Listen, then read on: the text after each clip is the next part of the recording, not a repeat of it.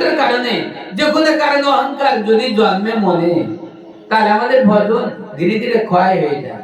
যদি আমাদের দেহে কোনো ক্ষয় রোগ হয়, ক্ষয় রোগ হলে দেহটা পরপর কি মোটা সোটা হবে, না দেহটা পরপর জীর্ণ শীর্ণ হয়ে যাবে। যদি ক্ষয় রোগ কারো হয়, তাহলে দেহটা মোটা হবে না ক্ষয় হইবে?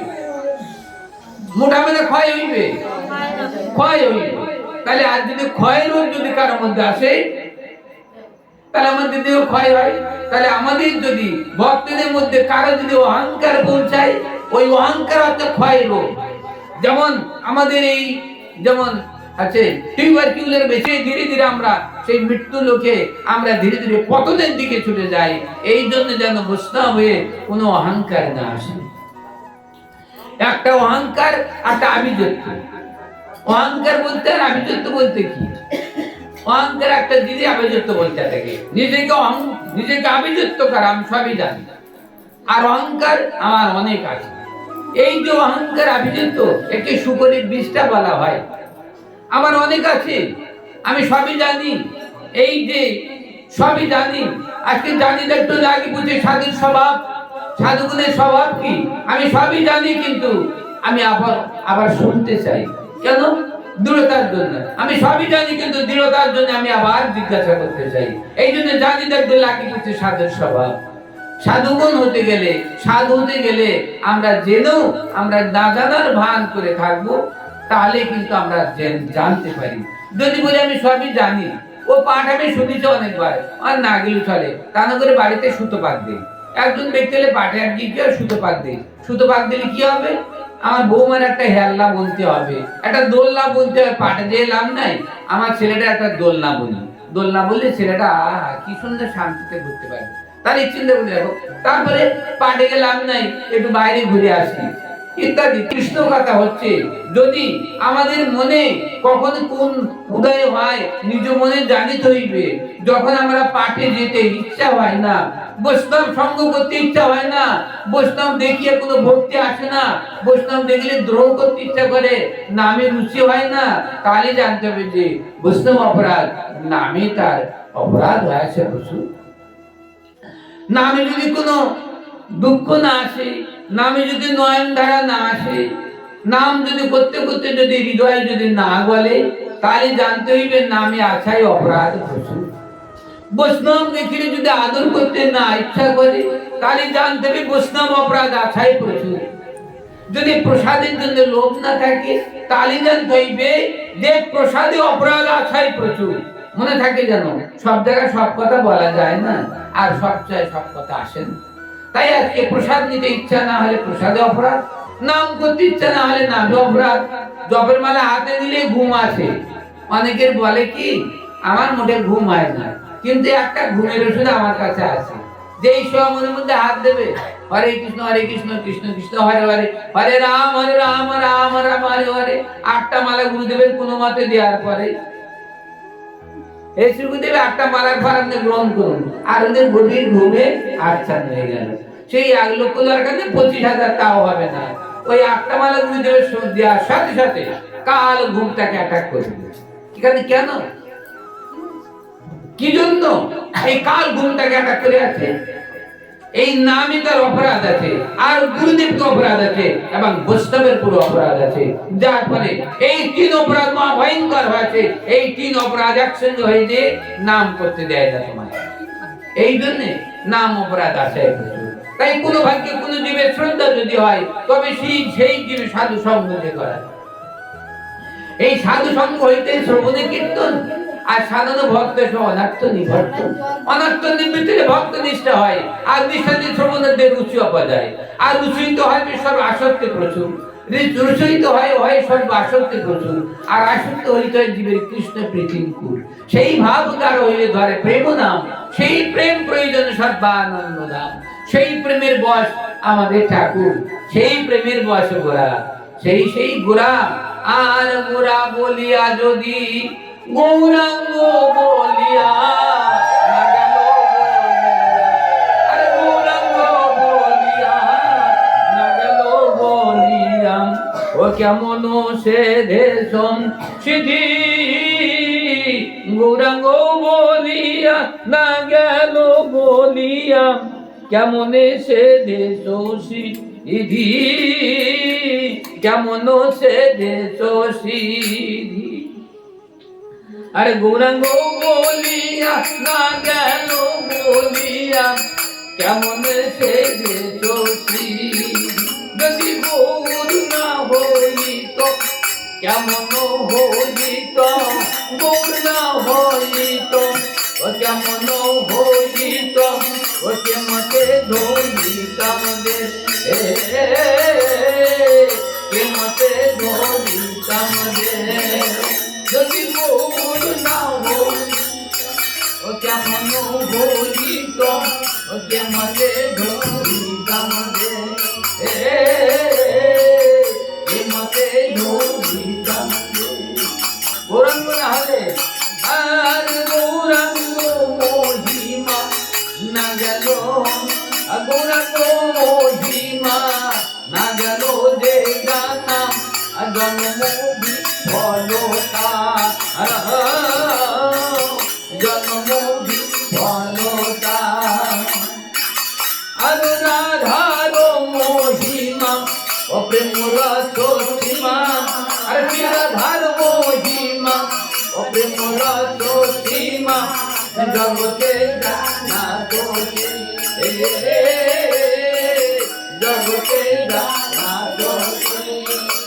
আর মধুর বীণা ও বিপিন মাধুরী, মধুর বীণা ও বিপিন মাধুরী, তোরে তোরা তোরা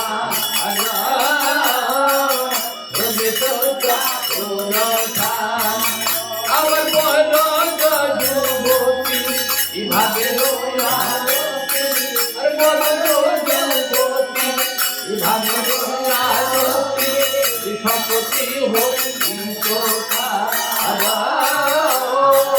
শপথি হোক। আরে গাও গাও ধুনো ও গৌরাঙ্গে গৌধুনো, গাও ধুনো ও গৌরাঙ্গে গৌধুনো, গাও গাও ধুনো গৌরাঙ্গে গৌধুনো। আর সর্বলোক দিয়াম সর্বলোক দিয়াম। আমাদের তিন সংসারে শ্রী গৌরাঙ্গ বিনা, আরে তিন সংসারে শ্রী গৌরাঙ্গ বিনা ওয়ান নাহি কোনো জন, ইয়ার নাহি কোনো জন, আরে ইয়ার নাহি কোনো জন। আর বাসুদেব হিয়া আপাথানে মিশাইয়া, রে বাসুদেব হিয়া আপাথানে মিশাইয়া, আগোদেতে কুমারী গোদেতে কুমারী। বিধি বুদ্ধি ভাবজান না, বিধি বুদ্ধি ভাবজান না, এমন হবে বা কেন, বিধি বুদ্ধি ভাবজান, বিধি বুদ্ধি ভাবজান নইলে এমন হবে বা কেন। ওই আমার গলি গয় কানে, আমার ও পাঠান দিয়ে বলেছে গো, আমার গয় কানে পাঠান দিয়ে নইলে এমন হবে বা কেন, ও পাঠান দিয়ে বলেছে।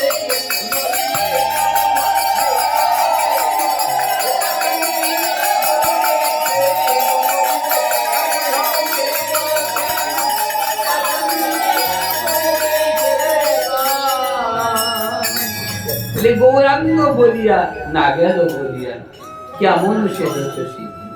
আজ গৌরাঙ্গ বলে যদি নয়ন ধারা না আসে, তাহলে আমাদের সাধন জানতে হইবে এখন অনেক বাকি আছে। যদি গৌরাঙ্গ বলিয়ে নয়ন ধারা আসে, তাহলে জানতে হবে যে সামান্য একটু একটু আগাচ্ছে, একটু একটু হচ্ছে। একদিন আমি ওই কিনারায় যেতে পারবো, এই মহাসমুদ্র পার দিতে পারবো। যদি গৌরাঙ্গ বলিয়ে নয়ন ধারা আসে নিরালা নির্জনে, তাহলে জানতে হবে ঠাকুর তোমার এই মহান সমুদ্রে, অজানা সমুদ্রে, কত না এই সমুদ্রের গভীরতা, কত না সমুদ্র দীর্ঘ জানি না, তা মনে হয় আমি একদিন পার দিতে পারি। তাই আজকে এই মহান সমুদ্র পাড়ি দেওয়ার জন্য সেই পথের পাথরে কি আছে, এই সমুদ্রে পাড়ি দেওয়ার জন্য আমাদের সম্মুখে কে আছে, যার যার ইন্ধনে বা যার সাহায্যে, যার কৃপায় এই মহান সমুদ্র আমরা পার দিতে পারি ভব সংসার, শ্রী গুরু মহারাজ। সেই গুরুদেবের মহান দয়া যদি হয়, তাহলে আমরা ধীরে ধীরে এই মহান সমুদ্র পার দিয়ে আমরা ওপারে পৌঁছে যাইব। ওপারে আমরা গেলে কোথায় পৌঁছাইব? এই মহাসমুদ্র পার দিয়ে ওপারে গেলে আমরা কি দেখতে পাই? কি দেখতে পাই? সমুদ্র পার দেওয়া হয়ে গেল, সেখানে আমরা কি দেখতে পাবো? সেখানে আমরা দেখতে পাবো কাকে? কখনো নয়। পার দিয়ে ওপারে গেলে কি আর করতে দেখা যায় না? উনি তো অনেক ঊর্ধ্বে আছেন। তাহলে পার দিয়ে গেলে এখানে যে গুরুদেব আমাদেরকে এই যে এই সাধনের স্থলিতে গুরুদেবকে, গুরুদেবের বয়স কত? সাধনের স্থলিতে গুরুদেবের বয়স কত? সাধনের স্থলিতে গুরুদেবের বয়স কত? দাদার বলছে ব্রাহ্মণ কুমার। আজ শোনা হয়নি? এই সাধক দেহে গুরুদেবের বয়স কত? দাদার বলছে ব্রাহ্মণ কুমার। গুরুদেবের শুদ্ধ স্বর্ণ রুচি শুদ্ধ ভাব বসে করে করেন, সচ্চিদানন্দ সন্ন্যাঙ্গম করা ভয় বসাত্তরম, শুক্ল বলে ধরেন শুক্ল মাল্লাং লেপনান, শিষ্যানুগ্রহ সন্ন্যানান, স্নিগ্ধযুক্ত স্নিগ্ধযুক্ত যুত যুত নানান, শ্রীকৃষ্ণ প্রেম সেবা দিদাকরম দীন পালকম, সমস্ত মঙ্গলাধারণ সর্বানন্দময়ং বিভু।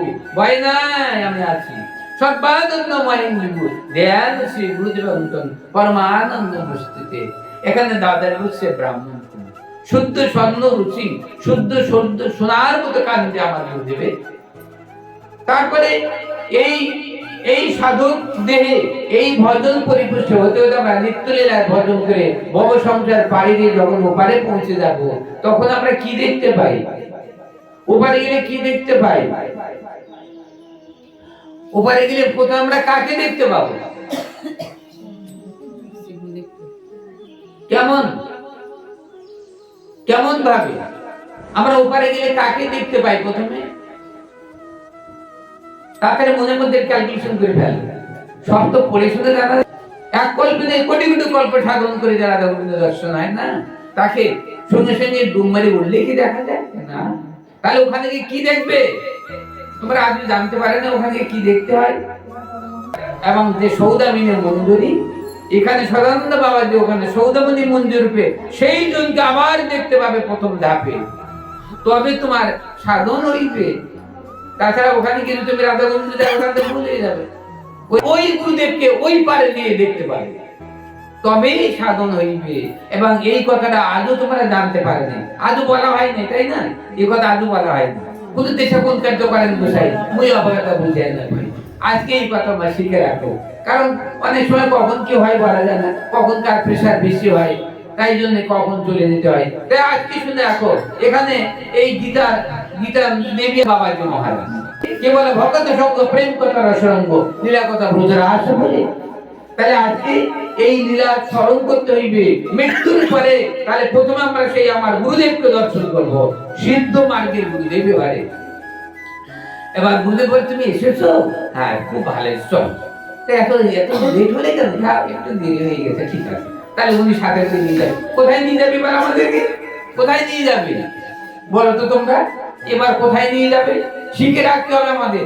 আজকে শিক্ষা, এর শিক্ষা আমাদেরকে আমাদের পরম্পরা আছে, আমাদের প্যানেল লিস্টে আছে।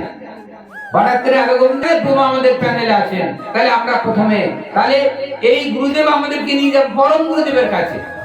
গুরুদেবের কাছে সবাই রয়েছে, কিন্তু পরম গুরু আবার পরমেশ্বর গুরুদের না, ওই পরম গুরুদের কাছে সবাই রয়ে গেছে, ঠিক কাছে নিয়ে যাবে, গেলে আমাদের গুরু চাপটা শেষ হয়ে যাবে। এবার অতি মন্দির আমাদের কি করবে? প্রতি আমাদের বিন্দু দেবীর কাছে নিয়ে যাবে। বিন্দু দেবী কার কাছে দিচ্ছেন? এই যে দক্ষিণ দ্বারে আমাদের কোন দ্বার? দক্ষিণ দ্বার। সেই দক্ষিণ দ্বারে আমাদের কোন সখী আছেন? বিশাখা সখী। সবার মুখস্থ করা আছে কি? প্রতিদিন সকালে আমি ও কে রে